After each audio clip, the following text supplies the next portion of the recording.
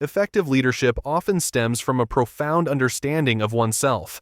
To become capable leaders, it's essential to delve into our own preferences and values. This self-awareness lays the foundation for guiding our teams and setting a clear direction. Personally, I find loyalty and duty to be the bedrock of effective leadership, and I emphasize these values to my team members as their guiding principles in our shared endeavors. As leaders, it's crucial to begin by understanding ourselves thoroughly. This means recognizing what we prefer and the values that hold the utmost significance for us. Personally, loyalty and duty are the values I hold dear, and I make it a point to communicate these to all my team members right from day one. By conveying the importance of these values, I ensure that even when I'm not present to guide their decisions, my team operates based on these principles. In my opinion, your personality is your biggest tool in leadership.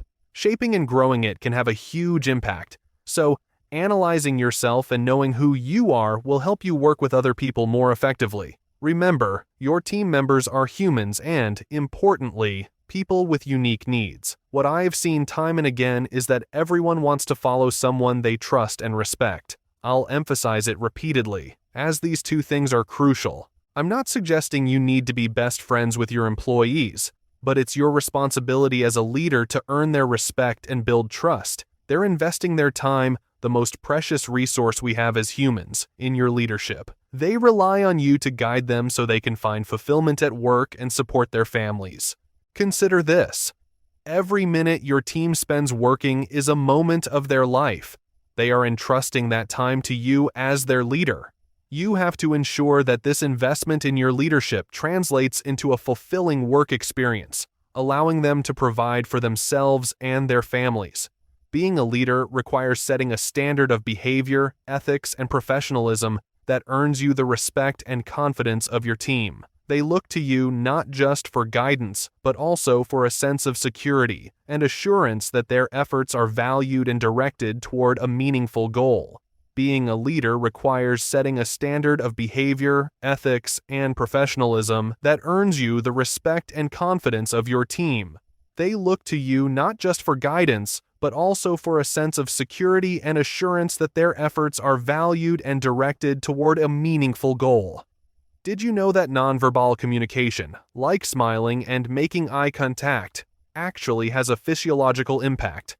When you smile, even if it's forced, it can trigger a release of dopamine in your brain, instantly making you feel happier. The same happens when you make eye contact. It helps build trust and rapport. There is a distinct difference between a boss and a leader. A boss tends to emphasize authority and control, often focusing on tasks, deadlines, and productivity without necessarily considering the well-being or development of their team. On the other hand, a leader operates with a broader scope, inspiring and guiding their team members toward a shared goal. They lead by example, fostering an environment where individuals feel valued and motivated to contribute their best. Leadership isn't solely about giving orders. It's about understanding the strengths and weaknesses of each team member, empowering them to excel, and creating an atmosphere of trust and collaboration. A leader's success isn't just measured by achieving goals, but also by the growth and fulfillment of their team. A leader navigates through challenges with empathy and foresight, adapting their approach based on the situation and the individuals involved. They're accountable not just for their own actions, but also for the collective performance of the team, taking responsibility for both successes and failures. Leaders foster a culture of continuous improvement, encouraging innovation and learning.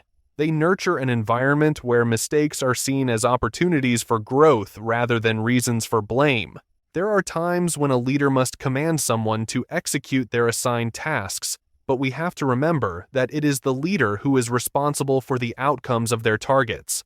So, leaders must exercise the art of leadership to determine what that balance needs to be with themselves and the people they lead. A few years ago, during an Arctic exercise in Alaska, I found myself leading my new platoon as a freshly commissioned lieutenant.